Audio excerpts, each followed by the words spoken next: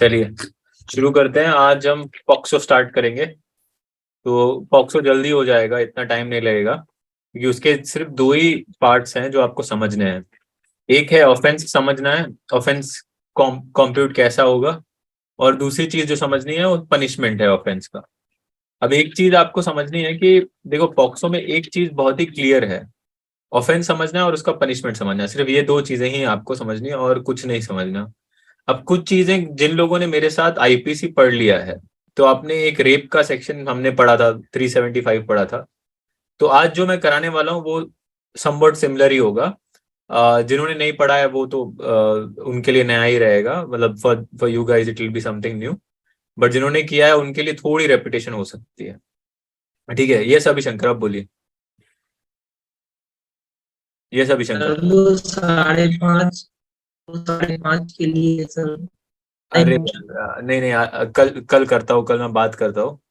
थोड़ा वो next session का प्रॉब्लम हाँ हो सर प्लीज। जाएगा। प्रॉब्लम है। मैं एक दिन दे दो तुम मुझे, एक दिन दे दो मुझे, मैं I will try to do it. Yes Shishika. Thank you. Yeah, हाँ thank जी। you so much for recognizing me. Actually, sir, today is my first class, and like I'm able to understand what you are going to say. Hmm. I can, or I have to watch recording first. No no no, today is the first lecture for POCSO. You can attend right from the beginning. Thank you so much. Not an issue. ठीक है। So now let's understand. पहले तो समझते हैं कि POCSO क्यों लाया गया था और क्या क्या एस्पेक्ट्स थे पॉक्सो को लाने के लिए। देखो पॉक्सो है क्या, पहले तो पॉक्सो है protection of children from sexual offences. तो पॉक्सो का फुल फॉर्म है पॉक्सो। ठीक है, तो ये है पॉक्सो। सो ये है protection of children from sexual offences,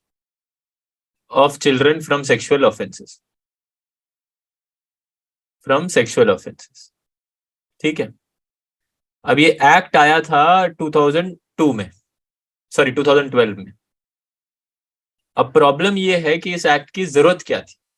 मतलब हमारे पास ऑलरेडी रेप के सेक्शंस थे, हमारे पास ये सारे सेक्शंस थे जो डील करते थे सेक्सुअल ऑफेंसेस से। तो सेक्सुअल ऑफेंसेस के लिए हमारे पास 2012 की बात कर रहा हूँ, 2013 के बाद तो हमारे पास बहुत ही सी चेंज अमेंडमेंट हुआ है। 2012 की बात कर रहा हूँ। 2012 में हमारे पास ये सारे प्रोविजंस थे। हमारे पास 376 375 था जो रेप की को डिफाइन कर रहा था। हमारे पास 354 था जो outraging the modesty of women के लिए बात कर रहा था। हमारे पास 377 था जो इसके बारे में, अननेचुरल इंटरकोर्स के बारे में बात कर रहा था। तो हमारे पास आईपीसी में ऑलरेडी ये प्रोविजंस थे, तो एक अलग से एक्ट की क्या जरूरत थी, ये सवाल है। पहले तो क्यों पॉक्सो, मतलब ये सारी सिचुएशन बच्चों के लिए भी तो यहाँ कवर्ड है, ये क्यों। अब प्रॉब्लम 375 के साथ ये थी कि 375 रेप को डिफाइन करता था, पर वो सिर्फ रेप ऑफ वुमेन को एड्रेस करता था। अगर रेप ऑफ मेल चाइल्ड की बात आती है तो उस पर 375 साइलेंट था। अगर मान लो मेल चाइल्ड है, उसका रेप हो गया है, तो उस पर 375 के अंदर कोई रिकोर्स नहीं है। हाँ, मेल चाइल्ड का अगर रेप होता है तो 377 के अंदर आपका रिकोर्स है, क्योंकि 377 एक अननेचुरल सेक्स की बात कर रहा है। तो मेल चाइल्ड का जब भी हम रेप की बात करते हैं तो 377 में रिकोर्स है, बट उसकी पनिशमेंट बहुत कम है। पनिशमेंट सिर्फ 10 साल है। और अब इतना हीनियस क्राइम है, एक मेल चाइल्ड का मतलब एक चाइल्ड का रेप है, और इतना हीनियस क्राइम की इतनी कम पनिशमेंट, तो इसका डिटरेंट इफेक्ट नहीं था। इनफैक्ट काफी जगह पे लोग गलत गलत जगह पे टच करते थे चिल्ड्रंस को, चाइल्ड्स को, एंड अननेसेसरीली ये सेक्सुअल ऑफेंसेस प्रिवेलेंट थे। इनफैक्ट हर घर में ऐसा ऐसा था कि जब इन्होंने सर्वे निकाली 2012 में एक्ट लाने के पहले, तो सर्वे थी कि अगर घर में दो बच्चे हैं तो एक बच्चे का तो सेक्सुअल असॉल्ट हुआ ही है। अब वो सेक्सुअल असॉल्ट चाहे पेनिट्रेटिव हो, नॉन पेनिट्रेटिव हो, हर सेक्सुअल असॉल्ट जरूरी नहीं है ना पेनिट्रेटिव हो, नॉन पेनिट्रेटिव भी हो सकता है। अब प्रॉब्लम था non penetrative sexual assault. IPC उसके बारे में बात करता है, outraging the modesty of women. यहां पर भी मेल चाइल्ड का कुछ जिक्र नहीं है। तो अगर किसी मेल बच्चे को आप सेक्सुअली असॉल्ट करते हो, कोई सेक्सुअली असॉल्ट करता है मेल बच्चे को, तो उसका रिकोर्स आईपीसी में है ही नहीं।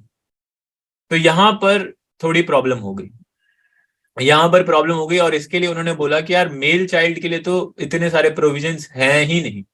हाँ, फीमेल चाइल्ड के लिए थोड़े बहुत हैं, बट मेल चाइल्ड के लिए इतने स्पेसिफिक प्रोविजंस हैं ही नहीं। तो उन्होंने बोला कि यार हमें एक अलग से एक्ट बनाना पड़ेगा स्पेसिफिकली फॉर चिल्ड्रन, चाहे वो मेल हो चाहे फीमेल हो, दोनों के लिए हमें एक स्पेसिफिकली एक एक्ट बनाना पड़ेगा, और जो सिर्फ और सिर्फ ऑफेंसेस अगेंस्ट चिल्ड्रन को एड्रेस करें, सेक्सुअल ऑफेंसेस अगेंस्ट चिल्ड्रन को एड्रेस करें।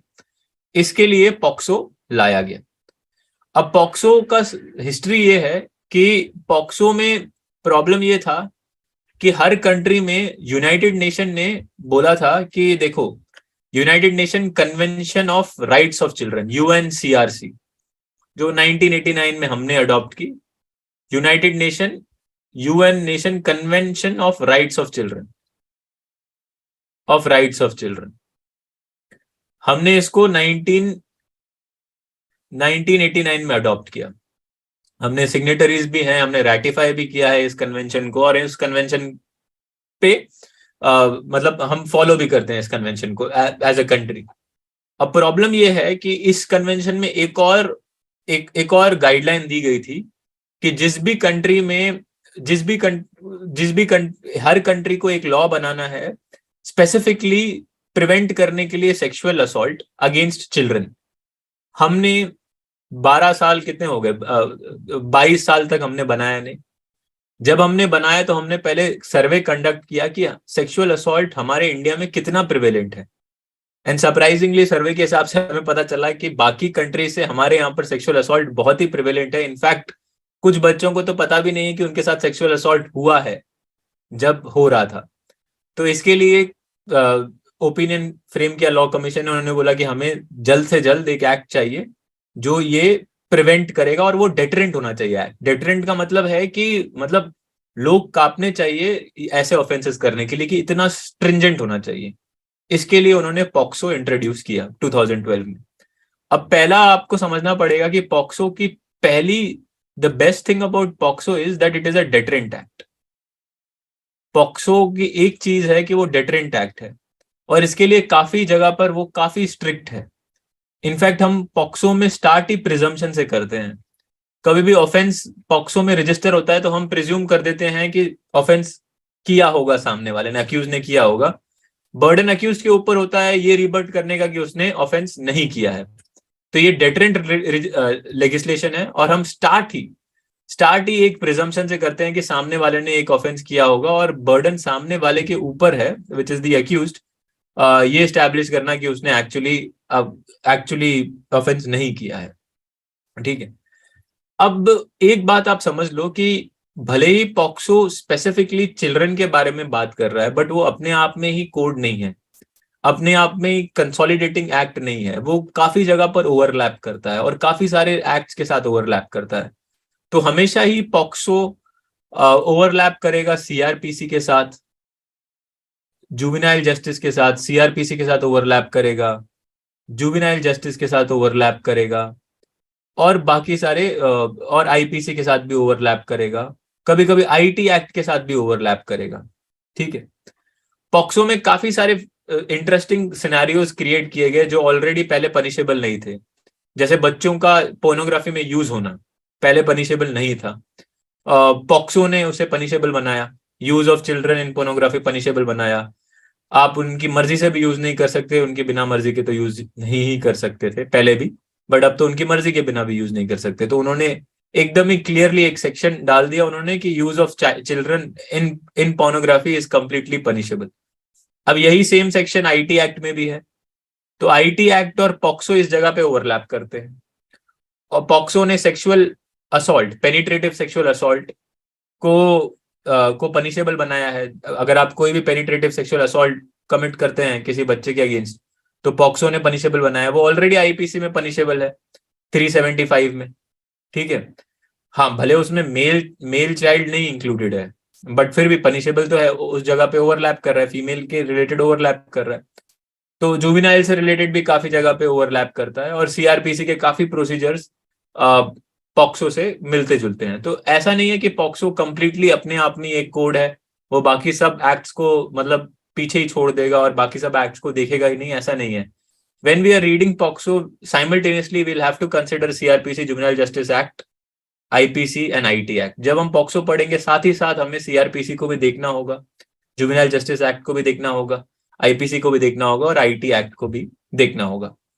ठीक है, अब इसके बाद एक एक चीज समझो कि क्यों प्रीवियस लॉ इनसिग्निफिकेंट था, क्यों IPC इनसिग्निफिकेंट था, IPC वॉज इनसफिशिएंट। क्यों इनसफिशिएंट था? तो मैंने तो कुछ तो एग्जांपल्स आपको दे दिए, बट ये समझो कि पहला था कि IPC में कोई क्लियर प्रोविजन नहीं था मेल रेप के लिए।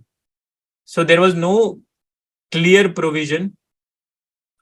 Provision for male child rape. ये क्या लिख दिया मैंने? Male child rape, for male child rape, ठीक है। तो आप मेल चाइल्ड रेप के लिए सिर्फ सेक्शन 377 में ही केस फाइल कर सकते थे IPC के, बट उसकी पनिशमेंट लो थी। It was not stringent, punishment was not stringent for this, punishment was not stringent। फिर दूसरी इंटरेस्टिंग सिनेरियो था, एक और सेक्शन था जिसका नाम है 354 जो IPC में है। अब 354 टॉक्स अबाउट आउटरेजिंग मॉडेस्टी। अब वो आउटरेजिंग मॉडेस्टी ऑफ वुमेन की बात कर रहे हैं, मॉडेस्टी ऑफ वुमेन की बात कर रहे हैं। अभी तक उन्होंने outraging modesty of male child की नहीं बात की। So even here male child was omitted. वो तो अभी भी मेल चाइल्ड ओमिटेड है इसमें, 2013 के अमेंडमेंट के बाद भी मेल चाइल्ड इस पार्ट में ओमिटेड है। Male child is still omitted, is omitted here, ठीक है। और दूसरा था, जितना भी प्रोटेक्शन मिलता था 377 से मिलता था, बट प्रॉब्लम 377 से है कि पनिशमेंट स्ट्रिंजेंट नहीं थी, पनिशमेंट नॉट स्ट्रिंजेंट। तो अल्टीमेटली अगर मुझे कंक्लूड करना हो इसके बारे में कि यहां पर सीन ये है कि ये जो प्रोविजंस थे, जो प्रीवियस प्रोविजंस थे IPC के, इन्होंने ना ही मेल चिल्ड्रन को प्रोटेक्ट किया, ना ही उनकी मॉडेस्टी को प्रोटेक्ट किया। So these provisions neither protected these provisions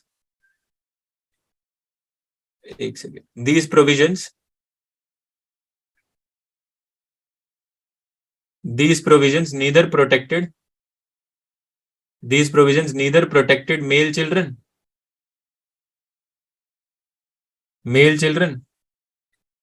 from sexual abuse,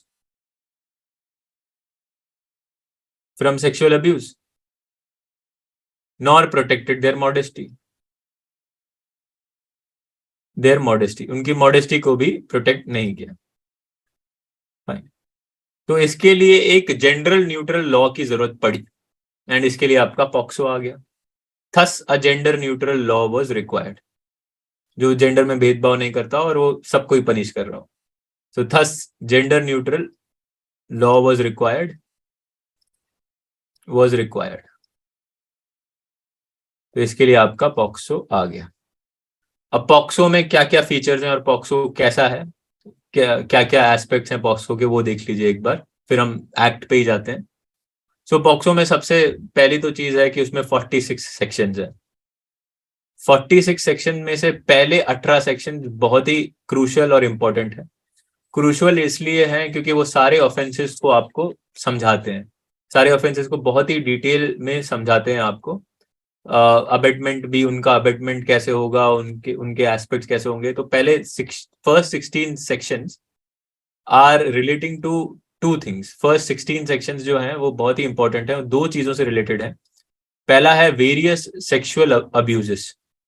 जितने भी सेक्सुअल अब्यूजेस हैं, तो वो हो सकते हैं पेनिट्रेटिव, वो हो सकते हैं नॉन पेनिट्रेटिव, वो हो सकते हैं सेक्सुअल हरासमेंट, और फिर उसके बाद पोर्नोग्राफी के ऊपर आधारित है। तो ये पहले 16 सेक्शन उन पर ही डिपेंडेंट है। उसके बाद कुछ सेक्शन है, सॉरी पहले 18 सेक्शन, 16 क्यों बोल रहा हूँ, 18 सेक्शन है। First 18 section. फिर उसके बाद 19 सेक्शन से हम रिपोर्टिंग की बात करते हैं कि रिपोर्टिंग ऑफेंस की बहुत मैंडेटरी है। कभी भी ऑफेंस कमिट हुआ है तो आपको रिपोर्ट करना ही है। अगर आप नहीं रिपोर्ट करते तो you will be punished and you will be held liable under this act. अगर आप ऑफेंस को रिपोर्ट भी नहीं करते तो भी आप पनिशेबल हो। तो ये बहुत ही इंटरेस्टिंग बात है पॉक्सो की। फिर उसके बाद प्रोसीजरल एस्पेक्ट्स। तो प्रोसीजरल में बहुत सारी चीजें हैं। ऑर्डिनरी प्रोसीजर, स्पेशल कोर्ट्स कैसे कंडक्ट कराएंगे, ठीक है, स्पेशल कोर्ट्स कैसे कंडक्ट कराएंगे, प्रिजम्पशन क्या होगा उन केसेस में, कौन सा लॉ अप्लाई होगा, एक्सेट्रा एक्सेट्रा, ये सारी चीजें। कॉन्फिडेंशियलिटी ऑफ विक्टिम, कि आप विक्टिम का नाम कभी भी रिवील नहीं करोगे, कोई भी रिवील नहीं करेगा पॉक्सो। अब पॉक्सो के कुछ स्ट्राइकिंग फीचर्स आप देख लीजिए। ये तो मैंने आपको ब्रॉड ओवरव्यू दिया है। अब एक सबसे स्ट्राइकिंग फीचर है पॉक्सो का कि वो इंश्योर करता है कि विक्टिम्स की कॉन्फिडेंशियलिटी बनी रहे। विक्टिम्स को पहला फीचर है, first and the most important feature of POCSO is confidentiality of victim. अब ये आपको मिलेगा सेक्शन 23 में of victims identity. Confidentiality of victims identity, कोई भी विक्टिम की आइडेंटिटी को रिवील नहीं करेगा। जो बच्चा है जिसके साथ सेक्सुअल असॉल्ट हुआ है, आप उसकी आइडेंटिटी रिवील कहीं पर भी नहीं कर सकते। अगर आप करोगे तो you will be held liable under 23। अब इंटरेस्टिंगली पुलिस ऑफिसर भी रिवील नहीं कर सकते। Even police officer can not reveal. तो पुलिस ऑफिसर को भी आप इस सेक्शन के अंदर ट्राई कर सकते हो। So even police officer can not reveal the identity. Even police officer cannot reveal the identity. Cannot reveal the identity. ये सबसे मेन फीचर है इसका कि देखो ट्रायल हो रहा है बट विक्टिम की आइडेंटिटी, जिसके अगेंस्ट ऑफेंस हुआ है, उसकी आइडेंटिटी रिवील कहीं पर भी नहीं की जा रही। ना ही किसी न्यूज रिपोर्ट में, ना ही जजमेंट में। जजमेंट में भी हम जब यूज करते हैं नाम एक्स करके यूज करेंगे या ABC करके यूज करेंगे, जो भी, मतलब हम कोशिश करेंगे कि कॉन्फिडेंशियलिटी विक्टिम की मेंटेन्ड। दूसरी चीज है कि जो ये प्रोविजंस हैं सारे पॉक्सो के जेंडर न्यूट्रल हैं। कोई भी सिर्फ फीमेल के लिए अप्लाई नहीं होता, वो सारे जेंडर न्यूट्रल हैं। सारे ही सब चिल्ड्रन के लिए अप्लाई हो रहे हैं। Now children can be either a male child, it can be a female child, it is applicable to both. So चाहे मेल चिल्ड्रन हो चाहे फीमेल हो, उसमें कुछ भेदभाव पॉक्सो नहीं करता। तो अगर रेप है, it can be rape of male child as well, it can be rape of female child as well, दोनों भी हो सकता है। सेक्सुअल असॉल्ट है, it can be sexual assault of female child as well and it can be sexual assault of male child as well. पता है हम छोटे थे तो एक कोई तो भी अंकल आते थे, हमारे बटक्स पर जोर से स्लैप करते थे। मतलब लड़कों ने तो खाई होगी, आपको पता है लड़कों ने खाई होगी बटॉक्स पर। ऐसे कोई तो भी एक अंकल आते थे और जोर से स्लैप करते चले जाते थे, ठीक है। अब तब ठीक था, 2012 के बाद वो ठीक नहीं है। अगर कोई भी ऐसे आपके बटॉक्स पर स्लैप करे, that is actually a sexual assault. आप अगर मेल चाइल्ड हो, अगर आप बच्चे हो, तो सेक्सुअल असॉल्ट है। तो अब प्रॉब्लम ये है कि अब इसमें थोड़ा एक इशू ये है कि अब उस अंकल का सेक्सुअल ओवरचर होना चाहिए। मान लो अंकल ने प्यार से किया, प्यार से करते हैं ना कि अरे छोटा है, बच्चा है, गोलू मोलू है, तो मतलब कभी गाल खींच लिया, कभी बटॉक्स पे मार लिया, कभी पीठ पे मार लिया, तो ऐसे ही करके आपने बिठा लिया ना। उस केस में सेक्सुअल ओवरचर नहीं है, वो तो एक रिलेटिव प्यार दिखा रहे हैं। बट वही एक्ट आपने सेक्सुअल ओवरचर से किया तो वो ऑफेंस हो जाएगा। तो है जेंडर न्यूट्रल, बट एक स्पेसिफिक चीज यहां पर देखनी है, सेक्सुअल इंटेंट। जो बंदा कमिट कर रहा है एक्ट, क्या वो सेक्सुअल इंटेंट से कर रहा है? अगर सेक्सुअल इंटेंट से कर रहा है तो वो ऑफेंस है पॉक्सो के अंदर और उसकी अच्छी खासी सजा है, ठीक है। तो इसके लिए ये, अब इसमें ना प्रॉब्लम ये है कि अब जब भी कोई केस फाइल होगा, एडवांटेज भी है डिसएडवांटेज भी है। मैं एडवांटेज बताता हूं। जब भी कोई केस फाइल होगा पॉक्सो में, हम प्रिज्यूम कर देंगे कि वो केस सेक्सुअल इंटेंट से किया गया है। हम प्रिज्यूम कर देंगे कि वो केस हुआ है, फाइन। अब बर्डन अक्यूज्ड के ऊपर है ये प्रूव करना कि उसने सेक्सुअल इंटेंट से नहीं किया है। अब ये एडवांटेज इसलिए है कि केस जल्दी डिसाइड हो जाएगा, तो बच्चे का केस है, बच्चे का राइट है, वो जल्दी डिसाइड हो जाएगा और जल्दी सब हम जल्दी केस क्लोज कर देंगे। डिफिकल्ट इसलिए है क्योंकि जो अक्यूज्ड है उसके लिए बहुत ही दिक्कत हो जाती है काफी टाइम ये प्रूव करना कि उसका सेक्सुअल इंटेंट नहीं था। अब काफी काफी टाइम पे ना बहुत ही फ्रिवलस चीजों की वजह से उनको अरेस्ट किया जाता है कि तुमने ये बच्चे को यहाँ हाथ पर छुआ, तुमने छुआ सेक्सुअल इंटेंट से। अब वो इंटेंट को ढूंढना बहुत ही डिफिकल्ट होता है। तो मैं बताऊंगा कैसे इंटेंट का कैसे एग्जामिनेशन करोगे उस केस में, सेक्सुअल इंटेंट का। But ideally this is the scenario कि है तो जेंडर न्यूट्रल, बट आप हर केस में सेक्सुअल इंटेंट देखोगे। जैसे भी कोई भी एक्ट हुआ है उसमें देखोगे सेक्सुअल इंटेंट। कि आप जनरली, अब देखो रिलेटिव्स तो बच्चों के साथ कभी झापड़ मार देंगे मजाक में, कभी गाल खींच लेंगे, कभी नाक दबा देंगे, कभी बटॉक्स पे मार देंगे। तो अब उसमें देखना है कि सेक्सुअल इंटेंट कहाँ पर आता है। जहां पर सेक्सुअल इंटेंट आ गया तो वो एक्ट पॉक्सो के अंडर में आ जाएगा और वो एक्ट ऑफेंस माना जाएगा। फाइन। तो अभी इनफैक्ट अभी इस एक्ट के बाद आप देखोगे कि रिलेटिव्स कम छेड़छाड़गिरी करते हैं बच्चों के साथ, कम हाथ लगाते हैं, बोलते हैं कि छोड़ो गड़बड़ नहीं हो जाए। तो ये है जेंडर न्यूट्रल। अब आगे दूसरा है मैंडेटरी रिपोर्टिंग। तीसरा है mandatory reporting of child abuse. हर केस में आपको मैंडेटरी रिपोर्ट करना पड़ेगा चाइल्ड अब्यूज को, mandatory reporting of child abuse, और ये एक्ट में ही प्रोवाइडेड है। So mandatory reporting of child abuse के सेक्शंस हैं कुछ, सेक्शन 19 से 22 तक है, 22 के बीच में है। और उनमें बताया है कि आप को मैंडेटरी रिपोर्ट करना होगा चाइल्ड अब्यूज अगर आपके पास कोई इंफॉर्मेशन रिसीव हुई है। और अगर आपने नहीं रिपोर्ट किया, non reporting is an offence. तो यहाँ पर आपकी ड्यूटी है, जब भी चाइल्ड अब्यूज आपने विटनेस किया है, देखा है, तो आपको रिपोर्ट करना है। In fact non reporting is an offence. And then comes the procedural part. जो प्रोसीजरल है इस एक्ट का, बड़ा ही चाइल्ड फ्रेंडली प्रोसीजरल है। मतलब आप कोर्ट में स्टेटमेंट लेने के लिए जैसे बच्चे को कोर्ट में कम बुलाओगे, कोशिश करोगे कि उसके घर पे जाओ, फिर भी बुला लेते हैं कुछ जजेस, बट कोशिश करोगे कि आप उसके घर में जाओ और उनसे स्टेटमेंट वहां पर रिकॉर्ड करो, और वहां पुलिस भी घर पे जाए, वहां पर स्टेटमेंट रिकॉर्ड करे, सेफ एनवायरनमेंट दो जिस तरह वो थ्रेटेंड ना फील करें, एकदम ही काम एंड कंपोज एनवायरनमेंट में रखो जिस तरह उनको एंग्जाइटी फील ना हो। तो ये सारे चाइल्ड फ्रेंडली प्रोसीजर, ये सारे ही child friendly procedure section 24 to 26 में, 24 टू 26 एंड 33। ठीक। अब आते हैं मेन पार्ट पे, जिसके ऊपर ही पूरा एक्ट जिसके जहां पर पूरा एक्ट जहां पर रिवॉल्व कर रहा है, वो है सेक्सुअल असॉल्ट। ठीक है। अब इन्होंने बहुत सारे चीजें बताई हैं आपको। तो पहला उन्होंने बताया है कि उन्होंने बहुत सारी चीजें डिफाइन की हैं। तो पहले उन्होंने डिफाइन किया है पेनिट्रेटिव सेक्सुअल असॉल्ट। मुझे एक ने पूछा कि पेनिट्रेटिव सेक्सुअल असॉल्ट क्या है, वो हम अभी पढ़ेंगे, पहला वही स्टार्ट ही उससे करेंगे।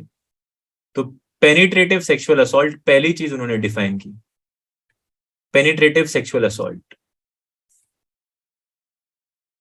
ठीक है। अब ये डिफाइन किया गया सेक्शन 3 में। सेक्शन 4 में इन्होंने इसका पनिशमेंट बताया, इसी की पनिशमेंट सेक्शन 4 में बता दी। तो सेक्शन 3 में उन्होंने डिफाइन किया, सेक्शन 4 में उसकी पनिशमेंट बता दी। फिर उसके बाद यही पेनिट्रेटिव सेक्सुअल असॉल्ट एग्रीवेट हो जाता है।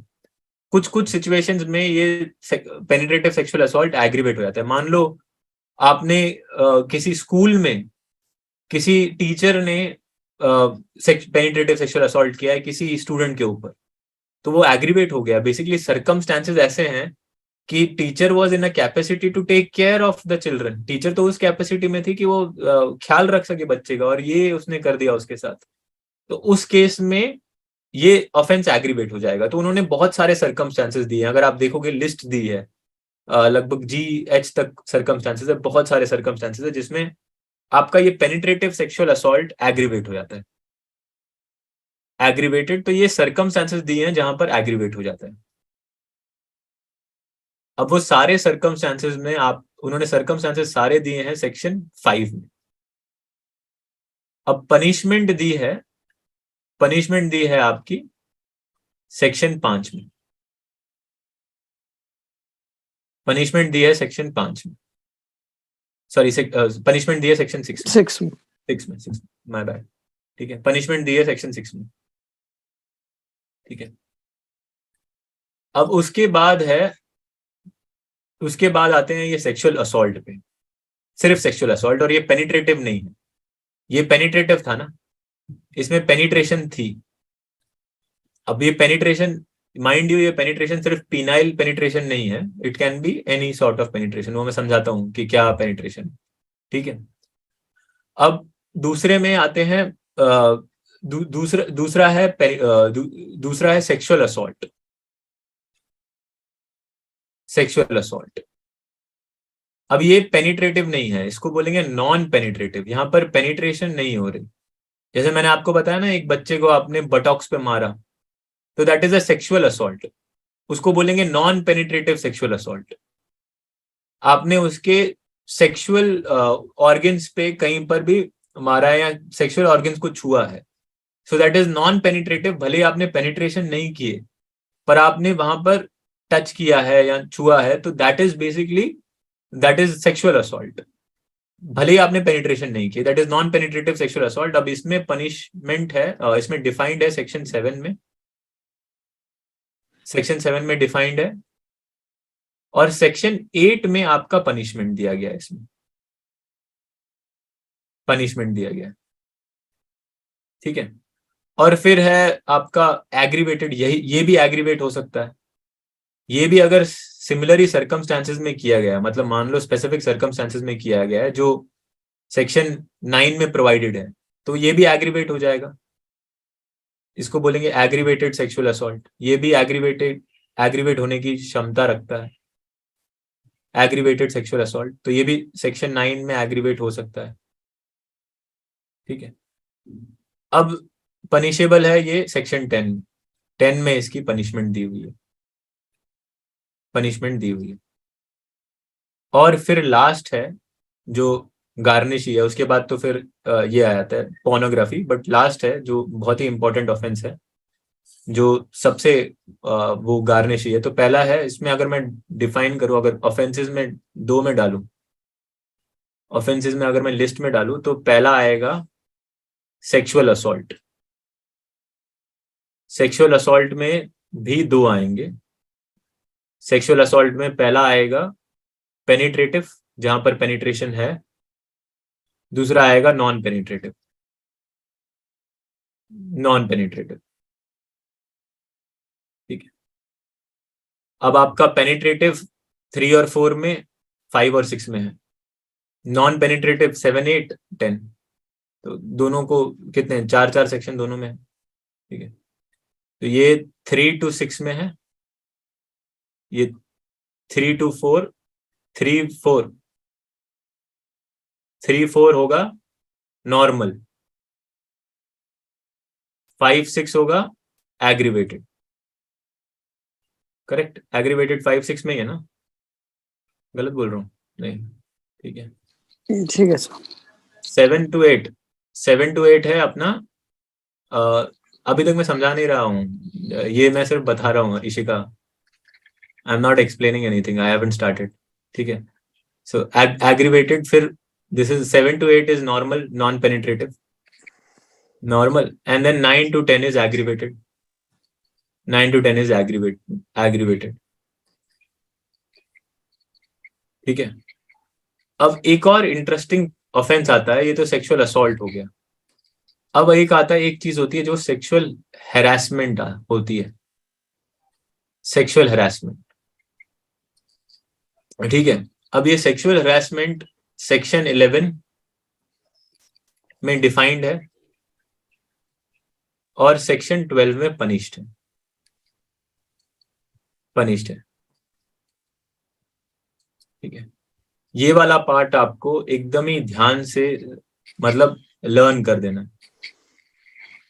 देना, एकदम ही ध्यान से। इसमें कुछ, there is no second option here, एकदम ही अच्छे से लर्न कर देना। अब पहले हम स्टार्ट करते हैं डेफिनेशन पे, जो है penetrative sexual intercourse. What does it means, what exactly penetrative sexual assault means, इसका क्या मतलब है पेनिट्रेटिव सेक्सुअल असॉल्ट का? Yes Ishika, now you can ask your doubt. No, actually, I thought you were explaining and it's No. a bit confusing. Oh, this is not an explanation. Had I be explaining this, you guys wouldn't be paying me. You guys would be watching. You guys would be reading the Bear Act. Yeah, sir.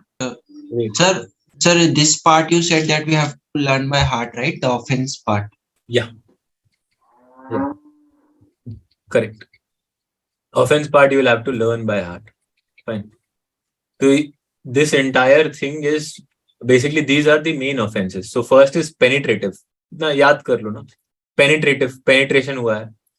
If that penetration is aggravated. Now when I say aggravated, I mean to say that the circumstances are such that this sexual assault has aggravated. मतलब वैसे तो वो penetrative sexual assault ही है, but it was committed in such circumstances. मान लो it was committed in a school and a teacher had a custody. It was committed in a police station. So basically in this case it was committed in such a manner. उस जगह पे हुआ है, ऐसी जगह पे या ऐसे हालातों में हुआ है कि it automatically becomes aggravated. Automatically ये बहुत ही बड़ा हो जाता है चीज. फिर उसके बाद सेक्सुअल असॉल्ट आता है. सेक्सुअल असॉल्ट में भी दो आते हैं. एक होता है सेक्सुअल असॉल्ट. अब दोनों भी सेक्सुअल असॉल्ट नॉन पेनिट्रेटिव है. इसमें पेनिट्रेशन नहीं है इन्वॉल्व. ये भी नॉन पेनिट्रेटिव है. यहाँ 7 से 10 तक नॉन पेनिट्रेटिव है. अब ये है नॉर्मल सेक्सुअल असॉल्ट और ये है एग्रीवेटेड. ठीक. अब आगे आ जाओ sexual assault, penetrative sexual assault पे.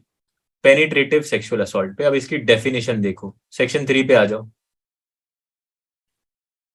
Penetrative sexual assault. चाइल्ड की डेफिनेशन देखोगे. चाइल्ड की डेफिनेशन तो सबको पता है ना. चाइल्ड की डेफिनेशन क्या है? Under the age of 18. 15 18 less than 18. वही डिफाइंड है उसमें भी, तो मैं उस पर नहीं जाऊंगा. वही डिफाइंड है, आप उसमें करेक्ट हो. It is 18 years is the age. अब आ जाइए penetrative sexual assault. Penetrative sexual assault. अब इसमें पेनिट्रेटिव में अब ये बहुत ही अच्छी डेफिनेशन भी है, बुरी भी है. Depends how you see it. ठीक है. Don't have bare act. So penetrative sexual assault आपको सेक्शन 3 में मिलेगा. अब सेक्शन 3 में वो डिफाइंड कैसे, अब फिर हम ब्रेक डाउन करेंगे उसको, बट पहले एक बार देख लो. Don't have bare act. फिर देखो यहां पर देख लो.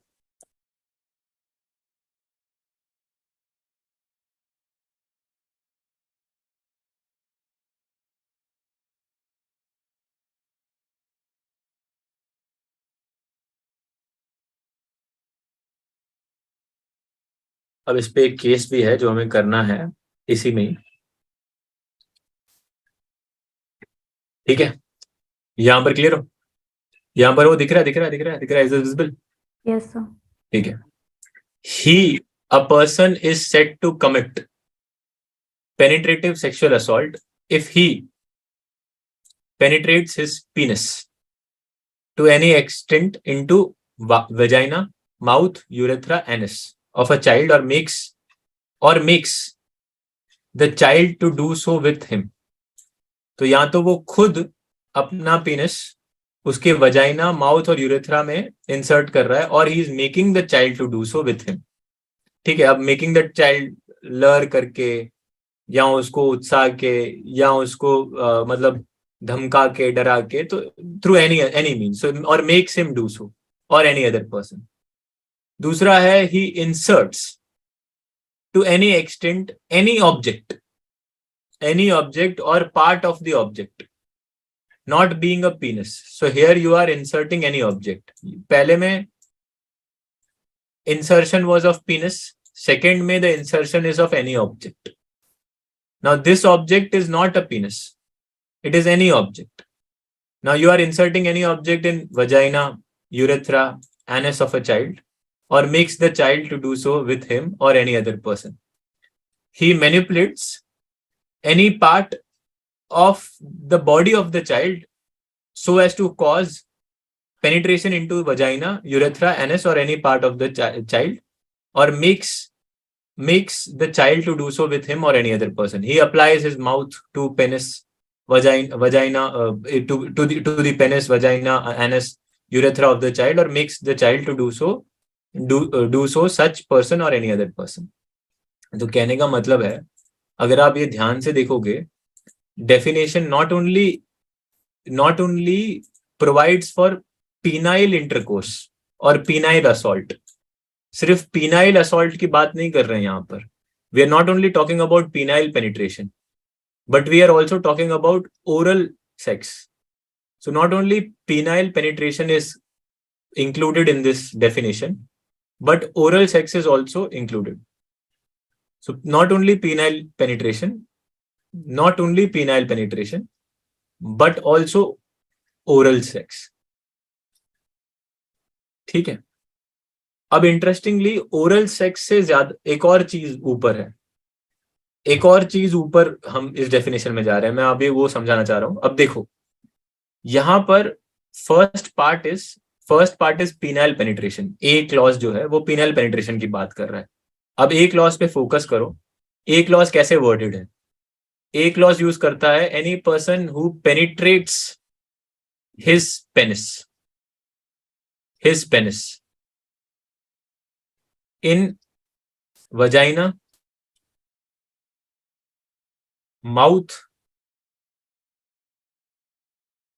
urethra, vagina, mouth, anus, urethra भी था ना इसमें. तो wait a sec. Yes, sir. urethra भी है. ठीक है. vagina, mouth, anus and urethra. ठीक है. अब कोई भी पेनिट्रेट करता है penis, vagina, mouth, anus, urethra, इसको हम बोलते हैं penile penetration that is happening through penis. So इसको हम बोलते हैं पीनाइल पेनिट्रेशन. पहले हमारा आईपीसी सिर्फ इसकी ही बात करता था. पहले हमारे पास ये कॉन्सेप्ट था ही नहीं कि there can be a rape through oral sex. ऐसा कोई कॉन्सेप्ट था ही नहीं कि रेप हो सकता है ओरल सेक्स की वजह से. हमारा था कि रेप हुआ है तो it has to be through penile penetration only. अब इसमें एक और नीचे देखो. अब यहां तो खुद कर रहा है पेनिट्रेट, या मेक्स हिम डू सो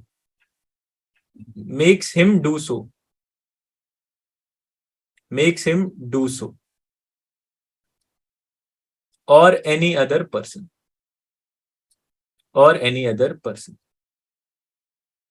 या तो खुद कर रहा है या उसको धमकी डरा के उससे करा रहा है. सो either he himself is doing or he is asking him to actually allow the penetration. तो भले ही वॉलेंटरी भी हो, then also it will be an offense.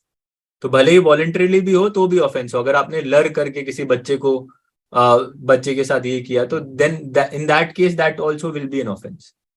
So ये दोनों भी चीज, makes him do so or any other person. अब आगे, ये तो हो गया पीनाइल पेनिट्रेशन. दूसरा है object. So first is penetrates penis, second is object. ठीक है, second is object. Now this object is not penis. This object is not being penis. Now you are penetrating this object in vagina, in urethra, in anus. यहां पर mouth नहीं है. Mouth is not included है. तो ये हमेशा याद रखना कि फर्स्ट क्लॉज में माउथ भी है, because that is a proper penile penetration. इसमें सेकंड में माउथ नहीं है. ठीक है. So it is any object. If you are penetrating any object in vagina, urethra or anus, that will also amount to sexual assault, penetrative sexual assault. Not only sexual assault but penetrative sexual assault. तीसरा और सबसे important part, that is manipulates any part. Manipulates any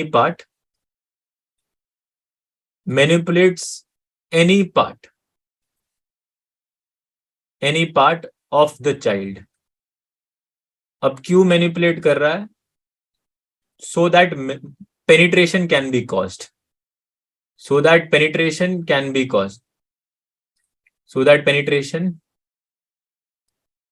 can be caused. अब आप penetration कहाँ cause कर रहे हो? या तो वजाइना में, either urethra, either anus, and last है, और ये बहुत ही इंपॉर्टेंट है, any body part of the child, any part of the child. ठीक है, तो पहला हो गया penile, that you are that a person, sorry you क्यों बोल रहा हूँ, that a person is penetrating his penis in vagina, mouth, anus और urethra, or makes him do so, or any other person. Second is if he is penetrating object in vagina, urethra or anus. If he is manipulating any part so as to create a sensation of penetration, this can be this can be in vagina, this can be urethra, this can be in anus, this can be in any part of the child. अब ये any part of the child बहुत ही important है. इस word ने ना ambit increase कर दिया है रेप का. In fact sexual penetrative sexual assault का जो एम्बिट है वही इंक्रीज हो गया इस वर्ड की वजह से. इस पर बाद में आते हैं, पहले लास्ट फोर्थ पर आ जाओ. फोर्थ पर है he applies his mouth, he applies his mouth to vagina, to so he applies his mouth, so he applies his mouth to penis, vagina, anus और यूरेथ्रा.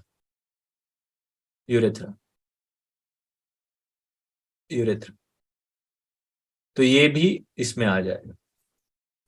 ठीक है, अब अगर इसको 4 कैटेगरीज में मुझे लाना हो ये पेनिट्रेशन को, तो सिंपल है. पेनिट्रेशन थ्रू पेनिस हो सकती है, when you are penetrating someone, when you क्यों बोल रहा हूं, when there is a penetration in mouth, when there is a penetration in vagina, when there is a penetration in urethra, when there is a penetration in anus. तो ये तो penile हो गया, correct. It can be through object. Object में mouth आएगा, mouth आएगा, बताओ. No, sir. No, sir. No, sir. Vagina, urethra and. अब है तीसरा है, और तीसरा बहुत ही इंपॉर्टेंट है, that is manipulating.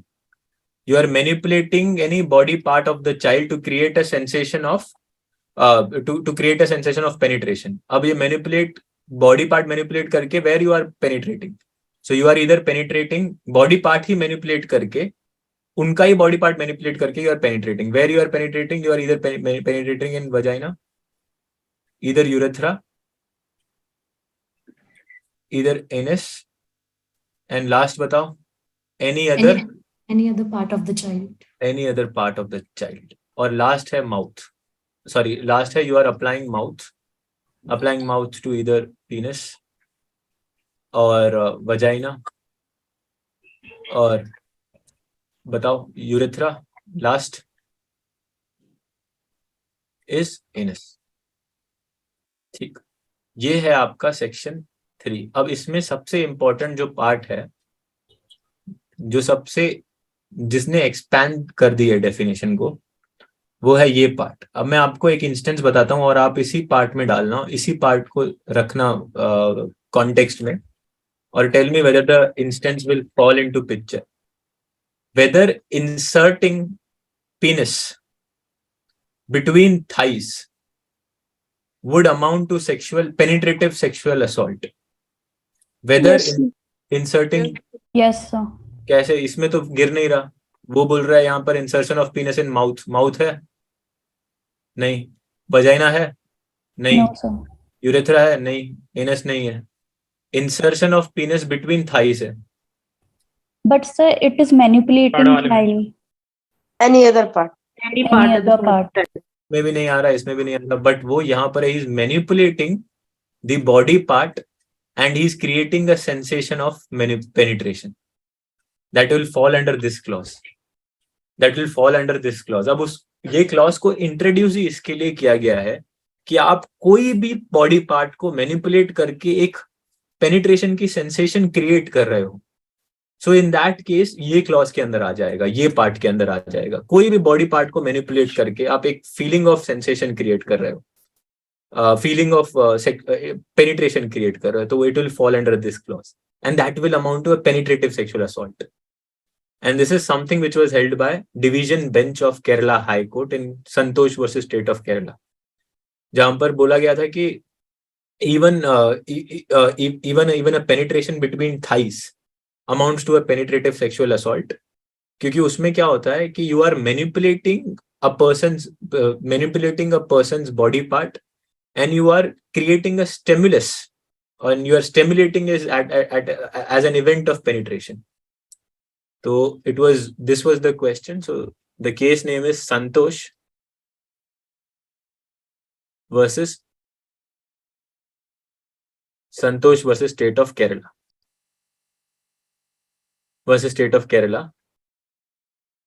That is Kerala High Court का judgment.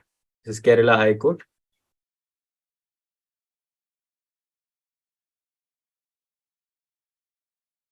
Kerala High Court. And this is 2021. अब इसमें held ये क्वेश्चन ये था कि whether inserting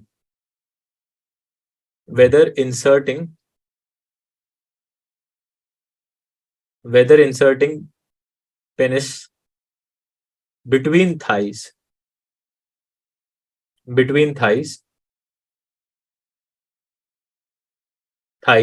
would amount to sexual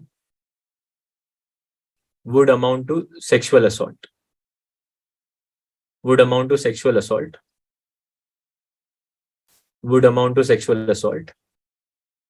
The answer is yes. अब ये yes क्यों है? क्योंकि any part of the body is manipulated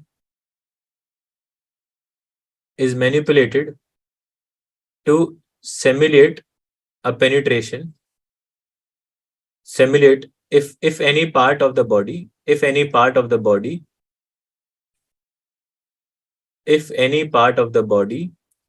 manipulated to simulate a penetration,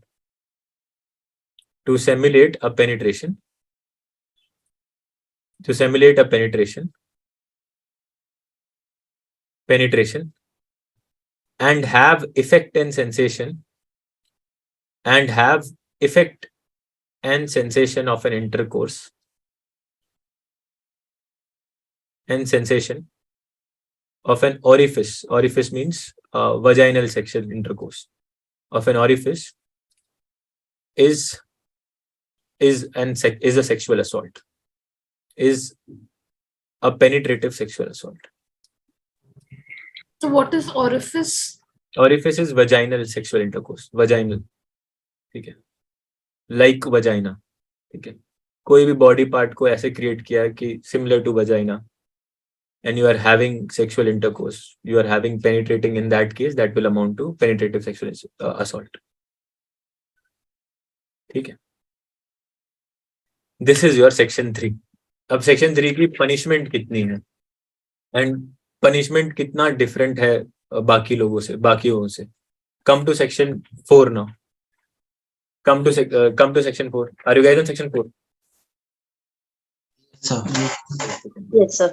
ना आप लोगों के पास तो सेक्शन 4 में इतना कुछ ज्यादा पनिशमेंट है नहीं. पनिशमेंट बहुत है बट इतना कुछ नहीं है. मतलब basically the minimum punishment is 10 years. Minimum is 10 years and maximum is life. So minimum punishment is 10 years. So 4(1) provides for minimum punishment. So minimum punishment is 10 years imprisonment and maximum is life imprisonment. ठीक. अब problem है कि if you have committed this act on a child below 16 years, आपने किसी below 16 years की बच्ची से के साथ किया है, बच्चे के साथ किया है, in that case the punishment aggravates. In that case the minimum punishment is 20 years. Minimum punishment is 20 years. So 20 years तो आपको मिलेंगे ही मिलेंगे, and the maximum is life imprisonment. Maximum is life imprisonment. Now comes fine. How much fine is to be imposed? How much fine is to be imposed? Fine उतना ही impose करेंगे जितना just and reasonable है. Whatever fine is just and reasonable, that much fine can be imposed. Whatever fine is just and reasonable, that much can be imposed. Fine. This is section 3 and 4. Now come to section 7. जानबूझ के section 5 और 6 अभी नहीं कर रहा है because it is talking about aggravated. We will deal with aggravative later. Now let's different below 16 ना. See why below 16 but below 18? सोचो. Try and think. Below 18 क्यों नहीं? Why below 16? सर बिलो 18 में तो मिनिमम 10 इयर्स है ही already. ये तो below 18 के लिए है ना. The act applies to all people who are below 18. POCSO does not apply to everyone. POCSO का पूरा offenses he applies to below 18. तो ये सारा ही below 18 के लिए तो यही है. तो इसके लिए below 16 वहां पर है ना. So if the child is below 16, then there is a specific circumstance कि उनके लिए भाई ये ज्यादा punishment देनी चाहिए. ठीक है. Yes, अनिंदो बोलिए. सर ये कि उसमें टेंडर एज है बेसिकली बिलो 16 इयर्स, तो इसलिए और ज्यादा एग्रेवेटेड माना जाता है उसको. एग्रीवेटेड तो नहीं है. एग्रीवेटेड अभी तक माना नहीं है. मतलब पनिशमेंट ज्यादा दे रहे हैं. पनिशमेंट ज्यादा है. पनिशमेंट ज्यादा है. ठीक है. अब देखो 5 और 6 अभी छोड़ो मत. अभी छेड़ो मत 5 और 6 को. अब आ जाओ डायरेक्ट 7 पे. 5 और 6. 5 talks about aggravated. This the same जो भी हमने पेनिट्रेटिव की बात की. दिस इंटरकोर्स और this assault is aggravated. Aggravated का मतलब है when it is aggravated, when this assault is aggravated. This assault is aggravated when it is done in these circumstances. जैसे अगर आप पढ़ोगे कि when it is done in the limits of police station house के premises में हो गया है, या स्कूल के हद में है, हॉस्पिटल में किया गया है, तो in that case it becomes aggravated. तो एग्रीवेटेड है तो पनिशमेंट भी एग्रीवेटेड भी होगी. Punishment also aggravated.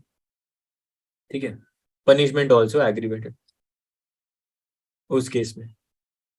अब आ जाओ सेक्सुअल असॉल्ट पे. जो मेन चीज है ये है नॉन पेनिट्रेटिव सेक्सुअल असॉल्ट. ये सेक्शन 7 में है. सेक्शन 3 में हमने बात की पेनिट्रेटिव सेक्सुअल असॉल्ट. अब हम बात कर रहे हैं नॉन पेनिट्रेटिव सेक्सुअल असॉल्ट. ये वो सेक्सुअल असॉल्ट है जिसमें पेनिट्रेशन नहीं है. This is non penetrative sexual assault.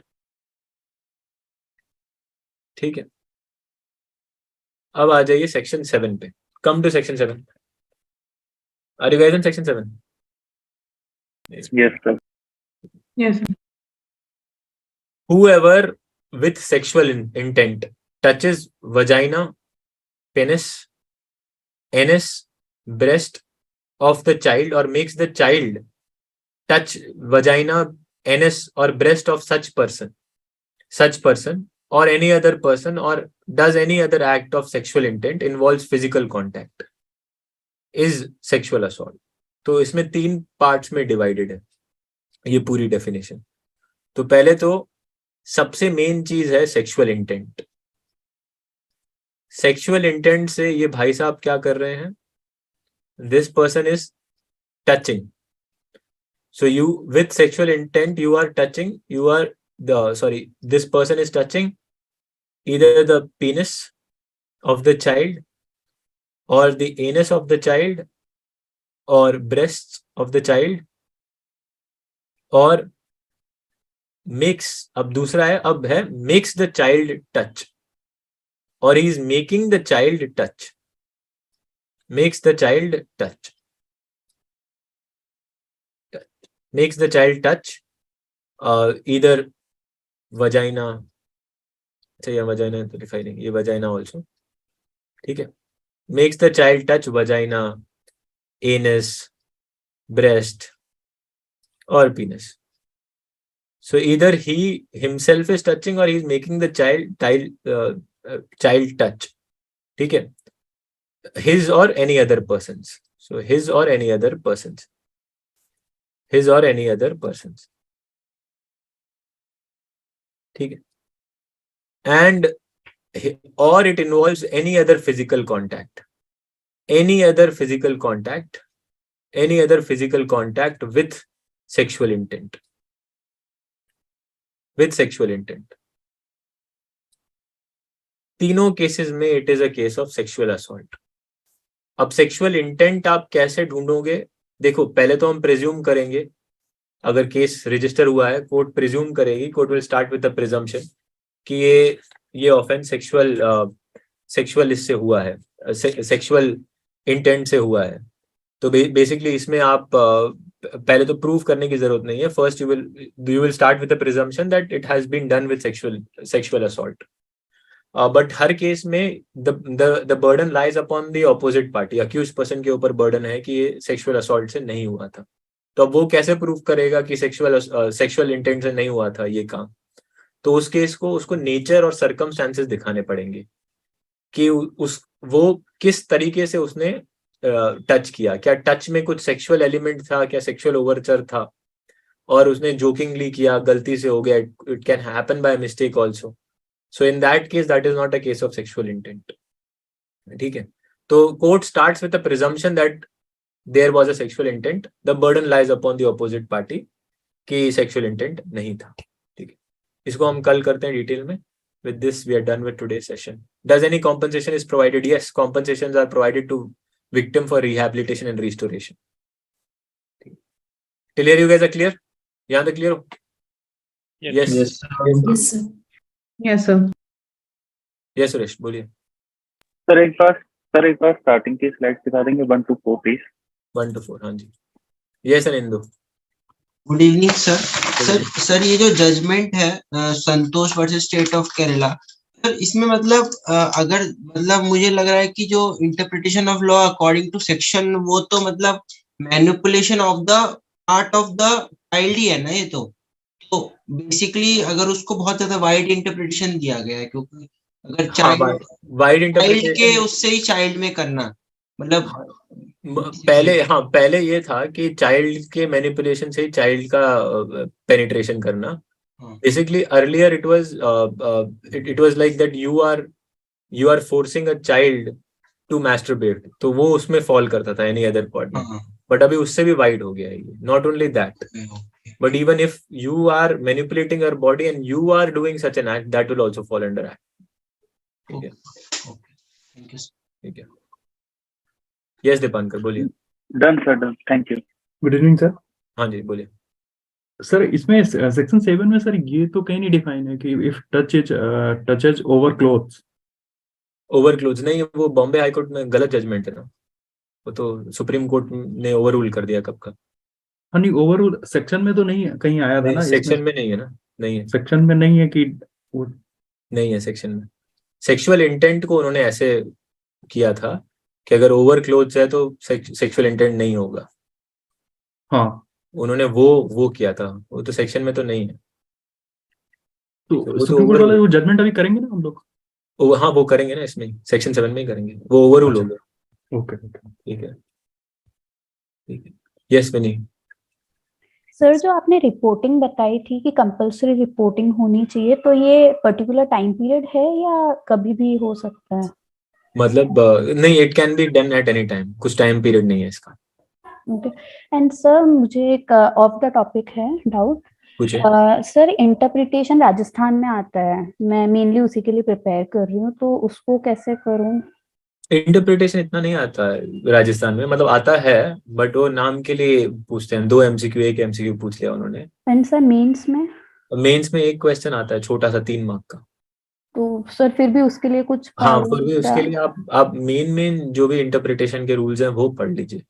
Don't go overboard on interpretation.